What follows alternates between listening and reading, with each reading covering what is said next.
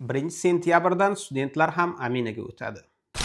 Oxirgi vaqtlarda migratsiya qonunchiligida tez-tez o'zgartirishlar kiritilyapti. O'zgartirishlardan xabarsiz qolmaslik uchun kanalimizga obuna bo'ling.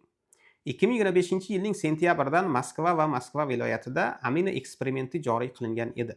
Boshida faqat ishlash niyatida kelganlar uchun joriy qilingan bo'lsa, 2026-yilning 1-sentyabridan eksperimentning ikkinchi bosqichi boshlanadi. 2026-yilning 1-sentyabridan boshlab 90 kundan ortiq muddatga kelganlar ham Amina tizimida ro'yxatdan o'tishlari kerak bo'ladi.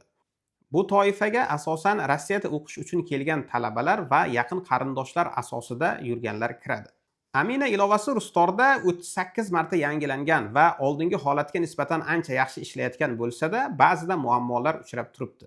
Hozirgi kunda iPhone telefonlari uchun App Store'da mavjud emas.